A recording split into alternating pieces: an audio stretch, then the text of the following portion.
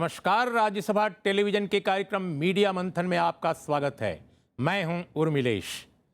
कार्यक्रम का शीर्षक देखकर ये न समझिए कि हम छत्तीसगढ़ में पत्रकारों की गिरफ्तारियों, उनके खिलाफ दमनात्मक कार्रवाई या अतीत में हुई कुछ पत्रकारों की हत्या पर अपनी पुरानी चर्चा को रिपीट कर रहे हैं। यह कार्यक्रम नहीं, घटना का रिपीट है। इस बार बिहार और झारखंड में इस मई महीने के दौरान 2 पत्रकारों को अपनी जान गंवानी पड़ी। दैनिक हिंदुस्तान के सिवान स्थित ब्यूरो चीफ राजदेव रंजन की हत्या 13 मई की शाम पुलिस थाने के बिल्कुल पास की गई, जबकि झारखंड के चतरा जिले में कार्यरत एक क्षेत्रीय टीवी चैनल के स्थानीय रिपोर्टर अखिलेश प्रताप की हत्या 12 मई को हुई। दोनों मामलों में कुछ लोगों की धरपकड़ हुई है, लेकिन अभी तक वास्तविक हत्यारों या हत्या के योजनाकारों का चेहरा सामने नहीं आया है। हत्या अपने आप में एक नृशंस अपराध है, चाहे वह जिस कारण हुई हो। इन 2 खबरनवीसों की हत्या से उठते सवालों पर कुछ बातें सामने आई हैं और बहुत सारी बातों का सामने आना बाकी है। लेकिन प्रेस फ्रीडम और मीडिया से जुड़ी हमारे समाज की कुछ बड़ी सच्चाइयां पूरी दुनिया के सामने पहले से उजागर हैं, जिनमें एक यह कि भारत आज अभिव्यक्ति की आज़ादी के मामले में दुनिया के 180 देशों के बीच 133वें नंबर पर है। दूसरा सच भी कुछ कम विकराल नहीं, जो बताता है कि पत्रकारों की हत्या के मामलों में गुनहगारों को सजा दिलाने में विफल रहने वाले मुल्कों में हम 14वें नंबर पर हैं। ग्लोबल डाटाबेस के मुताबिक सन 1992 से अब तक भारत में कम से कम 25 पत्रकारों की उनके कामकाज से जुड़ी वजहों के चलते हत्या हुई। चिंता का सबसे बड़ा पहलू है कि सिर्फ शासकीय या दंड विधान की संस्थाएं ही नहीं, स्वयं मीडिया से जुड़े संगठन और संस्थान भी खबरनवीसों और खबरों पर मंडराते इस तरह के खतरों को लेकर बहुत संजीदा नजर नहीं आते। मीडिया मंथन में आज इसी विषय पर कुछ जरूरी पहलुओं पर हम चर्चा करेंगे अपने खास मेहमानों से। हमारे साथ स्टूडियो में इस वक्त मौजूद हैं 3 खास मेहमान। हमारे साथ हैं सुकुमार मुरलीधरन, वरिष्ठ पत्रकार। हमारे साथ हैं नीला मिश्रा, वरिष्ठ पत्रकार, हिंदी आउटलुक के संपादक रह चुके हैं। विनोद वर्मा लंबे समय तक बीबीसी और अमर उजाला से जुड़े रहे हैं और एडिटर्स गिल्ड ऑफ इंडिया की नेशनल जो एग्जीक्यूटिव है उसके आप मेंबर हैं। हम कोशिश करेंगे कि इस वक्त प्रेस काउंसिल ऑफ इंडिया की एक टीम जो नागपुर स्थित दैनिक भास्कर ग्रुप के एडिटर इन चीफ प्रकाश दुबे के नेतृत्व में गई हुई है बिहार के और झारखंड के इलाकों का दौरा करने। हम चाहेंगे कि प्रकाश दुबे से भी संपर्क करें, इस चर्चा में उनको भी शामिल करें। शुरुआत नीला मिश्र हम आपसे करते हैं। हम यहाँ सिर्फ झारखंड या बिहार में जो पत्रकार की हत्या हुई है उस घटना पर केवल हम चर्चा नहीं कर रहे हैं, क्योंकि घटना के बाद जांच पड़ताल का काम, दंड विधान की जो प्रक्रिया है उसके तहत चीज़ों को आगे बढ़ाने का काम बाकी है। लेकिन हम ये जानना चाहते हैं कि अभी छत्तीसगढ़ को हमने देखा कुछ ही समय पहले, इसी बीच में ग्लोबल इंडेक्स जो अभिव्यक्ति की आज़ादी का है, जो पेरिस स्थित एक ऑर्गेनाइजेशन रिपोर्टर्स विदाउट बॉर्डर्स देता है, वह भी जारी हुआ था संयोगवश। कैसे देखते हैं अपने देश में खासकर खबरनवीसों की जो हालत है, खासकर क्राइम उनके खिलाफ जिस तरह से बढ़ रहा है, जिस तरह खबरों पर चुनौतियां बढ़ रही हैं, जिस तरह दबाव बढ़ रहे हैं कि खबरें सामने ना आए, तो खबरनवीस और खबर दोनों कहीं ना कहीं लगता है खतरे में है। क्या देखते हैं आप? खबरनवीस और खबर खतरे में है। खबर तो कई कारणों से खतरे में है। खबरनवीस जो खतरे में है वह इस कारण से है, जो ज़मीनी स्तर का जो खबरनवीस है, कि न तो उसको समाज से वह सब समर्थन मिलता है, न उसको अपने जहाँ वो काम करता है वहाँ से समर्थन कोई है, और उसकी सेवा शर्तें भी लगातार गिरती जा रही हैं। सेवाओं की जो उसकी स्थिति है उसे खबरनवीस माना तक नहीं जाता है, उसे एक एजेंसी माना जाता है, उसे पत्रकार आप नहीं कहते। तो ये तमाम चीज़ें जो 90 के दशक से हम देख रहे हैं, यह इसके बावजूद कि जो कई बड़ी खबरें हैं, जैसे भागलपुर ब्लाइंडिंग की खबर थी वो, या जिस दौर में हम लोगों ने शुरुआत की पत्रकारिता की, जब ग्रामीण हिंसा का बिहार में दौर था, उस दौर में वो सारी खबरें सबसे पहले जनरेट कहाँ होती थी? वो खबरें जनरेट होती थी वहाँ से जहाँ बिल्कुल विषम परिस्थितियों में ये पत्रकार काम करते थे, और वहाँ से जब वो छोटी खबर के रूप में जनरेट होती थी, फिर उसको ऊपर वो चलती जाती थी और फिर उस बड़ी दूर तक जाती थी। किसानों की आत्महत्या की खबरें आज के दौर में भी कहाँ से जनरेट होती हैं, लेकिन जो लोग ये खबर जनरेट करते हैं उनके पास वो इन तमाम तरह के दबावों के बीच यह काम कर रहे हैं और उस योगदान को वह अपेक्षित सम्मान नहीं मिलता और पूरी तरह जो मिलना अनप्रोटेक्टेड चाहिए। हैं। अनप्रोटेक्टेड है, कोई कवर नहीं है। न तो कवर समाज की तरफ से है, जैसा मैंने कहा, समाज को रिप्रेजेंट कौन करता है? स्टेट करता है, सरकार करती है। उसकी तरफ से कोई कवर नहीं है, उनकी सुरक्षा का कोई इंश्योरेंस कवर भी नहीं है। जो मालिक हैं अखबार के या टीवी चैनलों के या कहीं के भी, वो नहीं प्रोटेक्ट करते हैं। उनको वाजिब तनख्वाहें नहीं हैं। विनोद वर्मा, ये आपने स्वयं एडिटर्स गिल्ड ऑफ इंडिया की जो टीम गई थी छत्तीसगढ़, उसके आप मेंबर भी थे। उसके बाद आपको याद होगा हमने मीडिया मंथन में इसकी चर्चा भी कराई थी छत्तीसगढ़ के इशू को लेकर। इसके कुछ ही दिन बाद एमनेस्टी इंटरनेशनल की भी रिपोर्ट आई, बहुत सारा इशू सामने आया, लेकिन कुल मिलाकर बात आगे कहाँ बढ़ी? बस प्रकाश में कुछ चीज़ें आ गईं, इसके पहले अखबारों में भी नहीं छपती थीं, इसके पहले टेलीविज़न चैनलों में भी नहीं दिखाई जाती थीं। तो आखिर ये क्या सिलसिला है कि मीडिया, इस देश का मीडिया के अंदर की बड़ी खबरों को, जो खबर से जुड़ी बड़ी खबरें हैं, वो स्वयं मीडिया ऑर्गेनाइजेशंस के लिए वो चिंता का विषय नहीं है?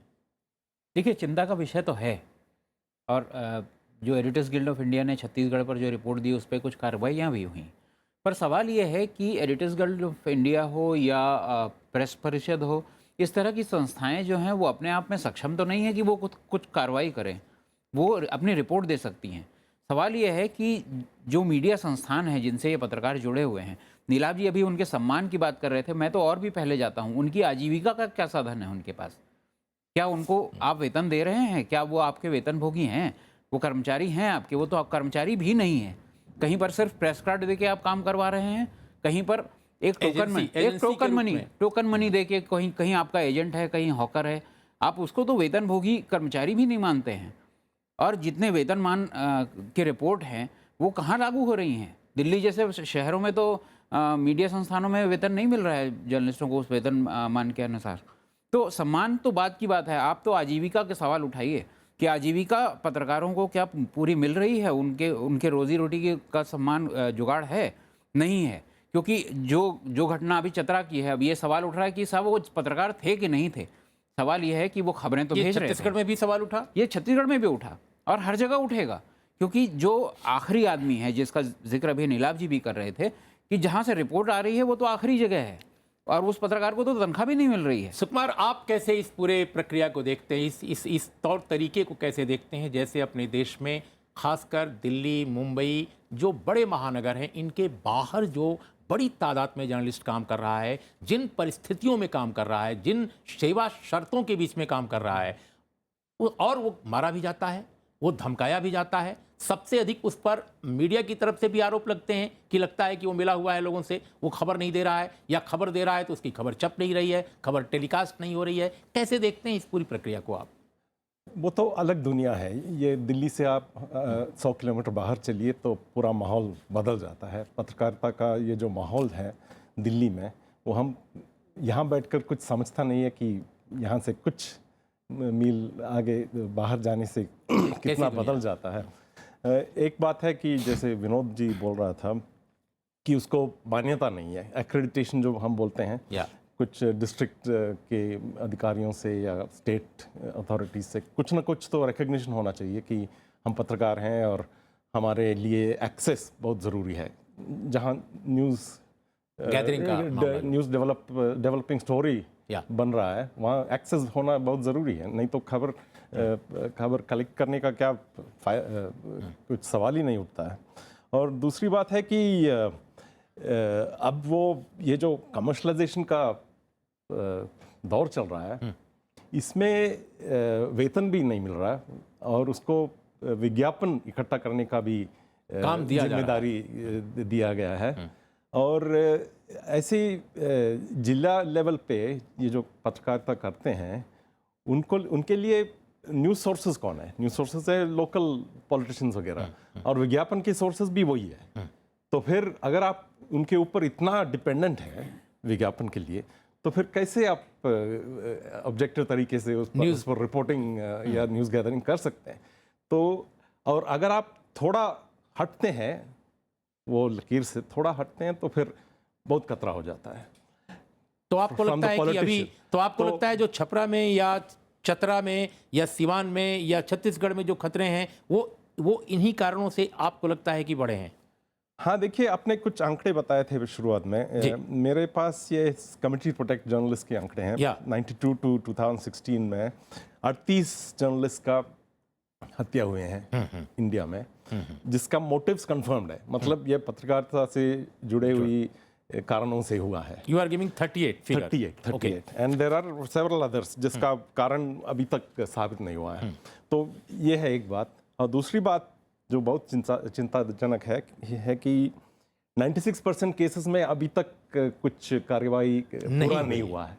96% इम्प्यूनिटी, जो इसीलिए हमारी पोजीशन 14th है। हाँ, 14th है ग्लोबल डाटाबेस में। या सो क्या डेमोक्रेसी बोलने से क्या फ़ायदा है? इफ़ यू इतना खतरे में, अगर आप पत्रकारिता में भी इतना खतरे में चालू है, तो फिर प्रकाश दुबे, हम आपसे जानना चाहेंगे, चूंकि आप प्रेस काउंसिल ऑफ इंडिया की टीम को लीड कर रहे हैं, जो सिवान में हिंदुस्तान अखबार के जो स्थानीय ब्यूरो चीफ थे, उनकी हत्या के मामले में जांच करने के लिए गई है। हम आपसे समझना ये चाहते हैं सर, आपने स्पॉट पे जाने के बाद, लोगों से बातचीत करने के बाद आपका क्या नतीजा, किस निष्कर्ष पर आप पहुंचे हैं, किस नतीजे पर आप पहुंचे हैं? ये पूरी की पूरी जो घटना है बिहार की, वो किस तरह की आपको नजर आ रही है? आजाद देश में बहुत बड़ा बदलाव यह हो रहा है उर्मिलेश जी, कि हम जब पैदा हुए तब देश आजाद हो चुका था, और हम लोग ये पढ़ा करते थे कि एक व्यक्ति हथियारबंद पुलिस के सामने खड़े होकर नारे लगाता था। आज देश की जो सबसे बड़ी जवान है, देश के जो आँख कान है, वो पत्रकार हैं। और एक दुखद बात यह है कि सबसे ज्यादा भयभीत, संभवतः आम आदमी से ज्यादा भयभीत इस देश के पत्रकार हो रहे हैं, और ये बहुत खतरनाक बात है। ये मैं यूं ही नहीं कह रहा हूँ, हमारी रिपोर्ट क्या होगी ये तो बात की बात है। आपको सिर्फ इतना बता रहा हूँ कि एक पत्रकार की हत्या सिवान में हुई, जिसकी दूरी बहुत कम है, लेकिन समय पहुंचने में पटना से, प्रदेश की राजधानी से ज्यादा लगता है, 4 घंटे बहुत ज्यादा होता है। वहां पहुंचने के बाद हमने सारे पत्रकारों से बातचीत की, उनकी बात सुनी। हमने उनसे एक ही अनुरोध किया कि उस व्यक्ति के परिवार की क्या स्थिति है, उनकी क्या मदद करनी चाहिए, वो कितने महान या कैसे पत्रकार थे, ये छोड़ दीजिए। हमें सिर्फ ये बताइए कि घटना का कारण क्या था और किस तरह से इस वारदात को अंजाम किया गया, जो भी जानकारियां हो जी। आपको यह जानकर सिर्फ चौंकना ही नहीं चाहिए, मुझे लगता है देश के मीडिया कर्मियों को, देश के संवाद माध्यमों से जुड़े हुए लोगों को इस बात पर दुखी होना चाहिए कि किसी भी पत्रकार ने उस घटना के बारे में सार्वजनिक रूप से कुछ नहीं कहा। वजह क्या है? वजह क्या है? ये डर क्यों, ये भय क्यों? यही हम समझना चाहते हैं आपसे। मैं वही आपको बता रहा हूं कि मैंने उनसे ये कहा कि मैं अमुक जगह पे रुका हूं, हम 2 सदस्य हैं, मेरे साथी अमरनाथ। तो हमने कहा कि हम लोगों से आप अमुक जगह आकर मिल सकते हैं जी। मैंने अपना मोबाइल नंबर दिया, मैंने कहा उस पर आप बात कर सकते हैं। तब भी अलग से मुझसे किसी ने बात नहीं की, कोई मिलने नहीं आया। और आश्चर्य आपको यह होगा कि जब हम वापस राजधानी पटना लौट आए, आज सवेरे से मैं आपको ये नहीं बताऊंगा कि फोन आने वाली संख्या कितनी थी, लेकिन ज्यादातर लोगों ने ये बताया कि हम वहां इस बारे में कुछ नहीं कह सकते थे। और इसका सबसे बड़ा कारण यह है, लोगों को ये गलतफहमी है। मेरा कहना है कि अगर दिल्ली में कोई पत्रकार राज्यसभा और पद्मश्री मांग रहा है तो आप बिल्कुल उसको बेनकाब करिए। अगर कोई गांव का, देहात का, कस्बे का पत्रकार जमीन पर कब्जा कराने में किसी की मदद कर रहा है, आप उसको बेनकाब करिए। और सड़क पे अगर आप उसको मार देते हैं तो भी शायद लोगों को उतना दुख नहीं होगा, लेकिन एक समाचार के कारण अगर उसको छुआ जाता है तो आप देखिए वही होगा जो कल हमने महसूस किया कि पत्रकार भयभीत होकर बोलने से घबराएंगे। वो चारण बनकर नहीं रहना चाहते, लेकिन पत्रकार बनने में उनको खतरा है। प्रकाश जी, किसी भी स्थिति में किसी का भी मारा जाना गलत है और वो नृशंस है, वो मानवता और मनुष्यता के जो बुनियादी मूल्य हैं उसका निषेध है। लेकिन मैं बहुत संक्षेप में, सर हमारे पास समय कम है, हम ये जानना चाहते हैं आपसे कि क्या अभी तक मारे गए पत्रकारों को दोनों राज्य सरकारों ने क्रमशः बिहार और झारखंड की क्या उन्होंने किसी भी तरह की कोई कार्रवाई जिसमें परिवार को राहत मिले, या उन संस्थानों की तरफ से जिसके लिए वो काम करते थे उनकी तरफ से कोई इस तरह की कार्रवाई, कम से कम जो राहत के लिए, एक मदद के लिए ऐसी कोई कदम उठाया गया है क्या? आप चूंकि प्रेस काउंसिल ऑफ इंडिया की टीम के साथ हैं, इसलिए मैं जानकारी आपसे लेना चाहता हूं। इस बात को दो हिस्सों में बांटना है। पहली बात तो यह है कि मुझे बताया गया कि जिस संगठन में वो काम करते थे वहां कुछ लोगों ने कोई वायदे किए थे, लेकिन उनको धनराशि नहीं मिली। मैंने मृतक के पिता से बात की, मृतक की पत्नी से बात की। दूसरी बात यह कि राज्य सरकार क्या सोच रही होगी ये मैं अभी नहीं जानता, लेकिन राज्य सरकार ने अभी तक घोषित रूप से कोई इस तरह की जानकारी नहीं दी है। सर, आप हमारे साथ प्रकाश जी, मैं निवेदन करूंगा आप बने रहें। अभी हम लोग एक छोटे अंतराल के बाद लौटेंगे और फिर इस विषय पर जो अन्य पहलू बचे हुए हैं उन पर भी हम बात करेंगे, एक छोटे अंतराल के बाद।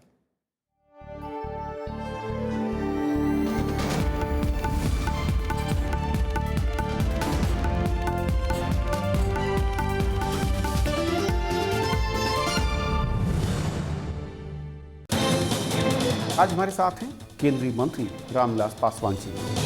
करप्शन एक बड़ा मुद्दा था, लीकेज 2 साल के बाद कहां पर पाते हैं आप? 2 साल के बाद हमारे यहाँ करप्शन कभी समाप्त हो गया है। हर राज्य सरकार के ऊपर में दबाव डाल रहे हैं कि आप भी अपने डायरेक्ट कैश जो है ट्रांसफर की हमारी योजना है उसको लागू करो। उपभोक्ताओं को लगता है कि शायद अब सरकार उनकी सुध ले रही है। जो मिलावट के प्रति जो है सरकार बहुत ही गंभीर है। इस मामले में गड़बड़ी बर्दाश्त नहीं की जाएगी। देखिए तरकश, शनिवार रात 8:30 बजे।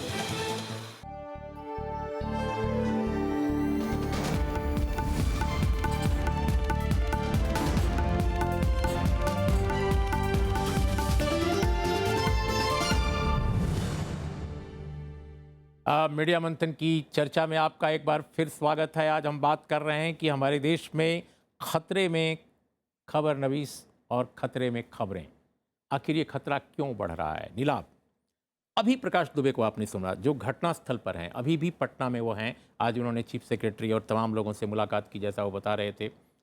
लेकिन जिस तरह का एटीट्यूड आपको दिख रहा है, वो स्वयं कह रहे हैं कि जर्नलिस्ट की हत्या पर खुल के बात करने को तैयार नहीं है, खासकर सीवान में। राज्य स्तर पर अगर देखा जाए तो प्रशासनिक स्तर पर कोई बड़ी पहल अभी तक नहीं दिख रही है। मीडिया ऑर्गेनाइजेशन जिसके लिए वो काम करते थे, हम नहीं जानते कि उनकी हत्या किन कारणों से हुई है। हम कोई कमेंट मीडिया मंथन की तरफ से नहीं कर रहे हैं, हम बिल्कुल इस मामले में अंधेरे में हैं। लेकिन एक पत्रकार की हत्या हुई है, ये बिल्कुल साफ है। ऐसे मामले में आप क्या देखते हैं, कैसे देखते हैं? क्या ये ट्रेंड जर्नलिज्म में जो बेसिक काम रिपोर्टिंग का है, खबर इकट्ठा करने का है, सूचना देने का है, क्या वो प्रक्रिया इस पूरे माहौल से, इस पूरी जो स्थितियां उभर कर सामने आई हैं, क्या इनसे प्रभावित नहीं होगी? बिल्कुल होगी। और मेरा तो ये मानना है कि आज देश में अभिव्यक्ति की स्वतंत्रता के सामने और खबरों के आदान प्रदान के सामने सबसे बड़ा, इसको कोई पसंद नहीं करता। इसको सरकारें नहीं पसंद करती, इसको स्थानीय नेत स्वार्थ नहीं पसंद करते, इसको कॉरपोरेट नहीं पसंद करता, और इसको अब अखबार भी, मीडिया हाउसेस भी नहीं पसंद करते। अभिव्यक्ति की स्वतंत्रता कोई नहीं चाहता, अभिव्यक्ति का मैनिपुलेशन सब लोग चाहते हैं, उसको मैनिपुलेट कर सकें।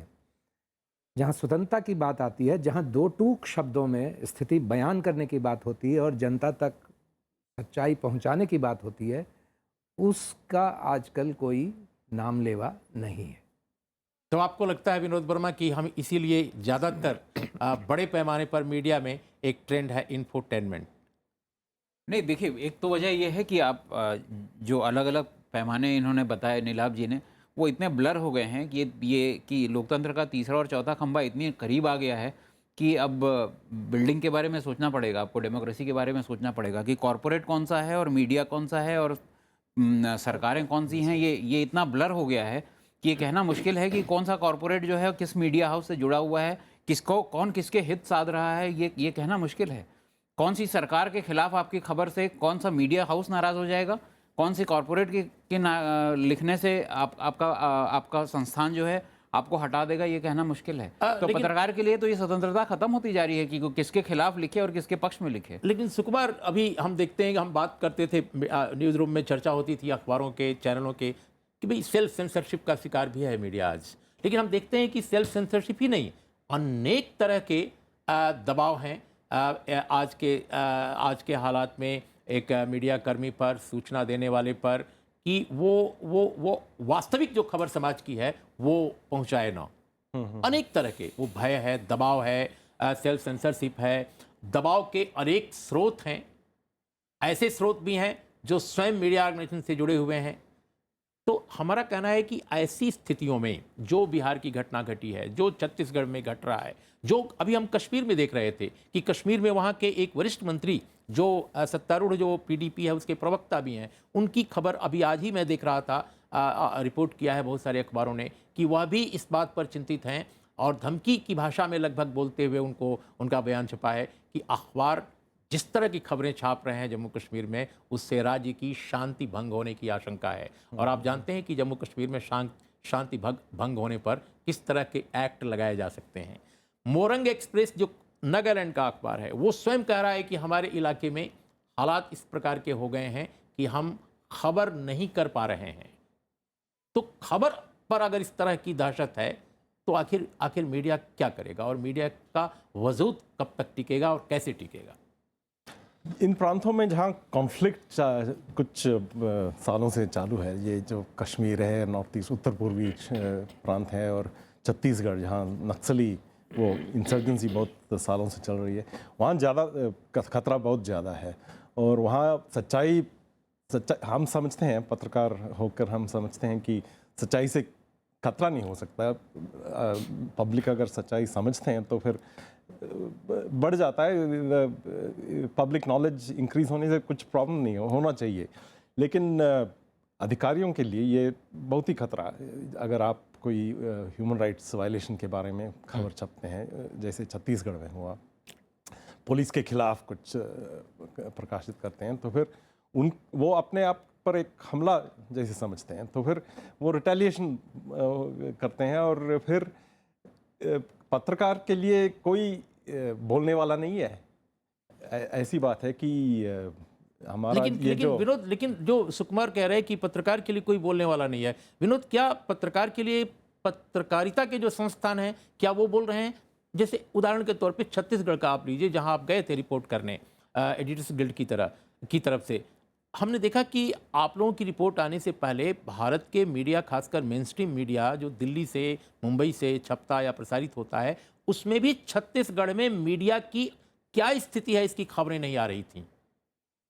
एमनेस्टी ने, आप लोगों ने, या मान लीजिए हमने राज्यसभा टीवी पर प्रोग्राम किया तो कुछ एक चीज़ें सामने आई, लेकिन स्वयं मीडिया ऑर्गेनाइजेशन मीडिया की बड़ी खबर को सामने नहीं ला रहे हैं कि कैसे अभिव्यक्त की आज़ादी, कैसे रिपोर्टिंग करने की बेसिक जो फ्रीडम है वो कैसे कर्टेल की जा रही है। देखिए, इस बात से तो मैं सहमत हूँ कि इस तरह की खबरें जो है मेन स्ट्रीम मीडिया में नहीं आ रही हैं, और उसकी वजह दो है कि हम मीडिया से जुड़े लोग भी ये सोच के चल रहे हैं कि जब तक हम पर आंच नहीं आती तब तक तो हम दूर रह ही सकते हैं। या उसके कमर्शियल एस्पेक्ट भी हैं, उसके कमर्शियल एस्पेक्ट भी हैं, उसका एक तीसरा एस्पेक्ट भी है। कमर्शियल एस्पेक्ट तो है ही है, जो मैंने कहा कि कॉरपोरेट इस तरह से बिहेव करने लगा है कि अगर आपको किसी और कॉरपोरेट हाउस पर कोई आंच आ भी रही है तो आपको क्या करना है, उसमें रहने दीजिए, आपकी पत्रकारिता का ये हिस्सा नहीं हो सकता। और वो चाहे वो मैनेजमेंट की तरफ से ऐसे संकेत आते हों कि ना आते हों, बहुत बार संपादक भी अपने लेवल पे ये फैसला कर रहे हैं कि इस तरह की खबरें शायद नहीं पढ़ेंगे।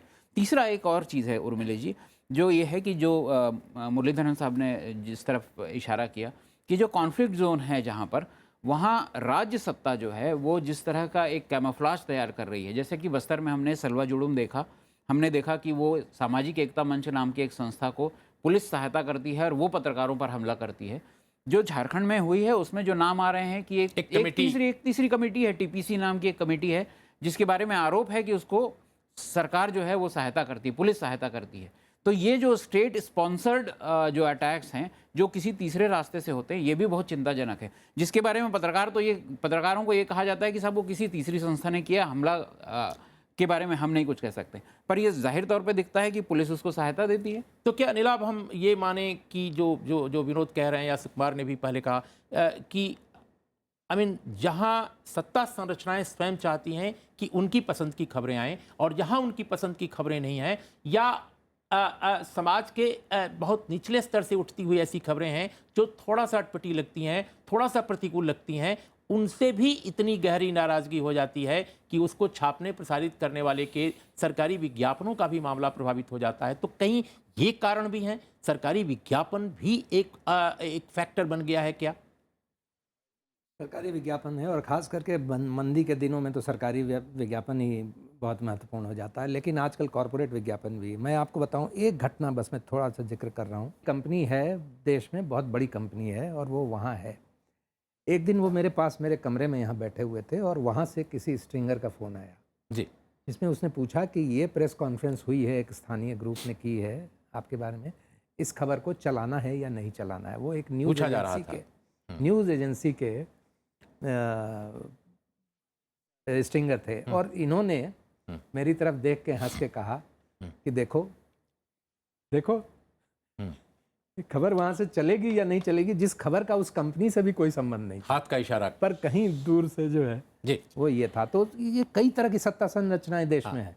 प्रकाश दुबे, हमारे पास समय खत्म हो चला है सर। हम बिल्कुल अंत में बहुत संक्षेप में आपसे जानना चाहेंगे, आप प्रेस काउंसिल ऑफ इंडिया को इस तरह के मामलों में जो भी रिपोर्ट करेंगे, हम समझना ये चाहते हैं कि आपकी रिपोर्ट का लबोलुआब क्या है, क्या आप सॉल्यूशन, क्या समाधान आप लोग सजेस्ट करते हैं कि भारत में वर्किंग जर्नलिस्ट एक्ट के होते हुए भी उसका कोई नामो निशान नहीं रह गया है, सेवा शर्तें बिल्कुल क्षत विक्षत हैं, खासकर स्थानीय स्तर के पत्रकारों की कोई प्रोटेक्शन नहीं है। ऐसी स्थिति में आप लोग क्या रिकमेंड करते हैं? देखिए, अब रिपोर्ट में क्या होगा ये तो मैं आपसे अभी हिस्से जी, बात जी। नहीं करना चाहता जी। लेकिन मैं आपसे ये कहना चाहता हूँ कि एक बात पे सबको गौर करना पड़ेगा कि कोई एक अपराधी वर्षों तक जेल में रहे और उसका इतना आतंक हो कि बाहर रहने वाले लोग ये कहें कि मेरे शहर के नाम से खबर मत छापिए, दूसरे खबर के नाम से छापिए, जी। या ऐसी कोई एक तस्वीर। लेकिन तो सर, हम वो जो आप बात कर रहे हैं बहुत महत्वपूर्ण है, लेकिन हम समझना चाहते हैं बिल्कुल संक्षेप में कि पत्रकारों के लिए प्रोटेक्शन, उनकी सेवा शर्तें, रिपोर्टिंग का उनका अधिकार, इसे कैसे सुरक्षित रखना चाहेंगे आप? कैसे इसकी रक्षा आप कैसे करेंगे? इसके बारे में हम सिर्फ राजेंद्र माथुर को याद करना चाहेंगे, जिन्होंने कहा था कि पत्रकार ना तो थानेदार है और ना भारत का मुख्य न्यायाधीश। जी। हम अपना काम करते हैं, हम अपनी रिपोर्ट देंगे जी। हमने जो यहाँ पे देखा परखा है उसके आधार पे हम ये बताएंगे कि इस तरह की स्थितियों में क्या हल हो सकता है।